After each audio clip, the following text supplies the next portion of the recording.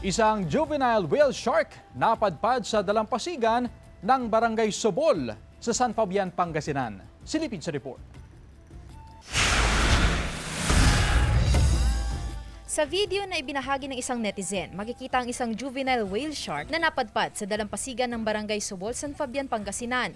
Ayon sa uploader, nangyari ito bandang alas 10 ng umaga kahapon. May nasa loob tapos lumapit na lang po ako. Pilit nilang nilalabas kaso ayaw talaga lumabas, lalong lumalapit sa pangpang. Pero nung tumagal na rin, nahila pa palayo. Hindi raw ito ang unang beses na may mga whale shark sighting sa lugar. Ngunit ito raw ang unang beses na may lumapit sa dalampasigan. Dahil dito, nagtulong-tulong ang mga mangingisda na mailayo sa dalampasigan ang whale shark upang ligtas itong maibalik sa dagat.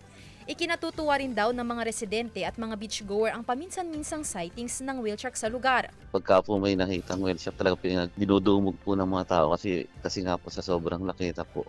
Tapos rare po siya. Tuwang-tuwa po yung mga naliligo sa dagat.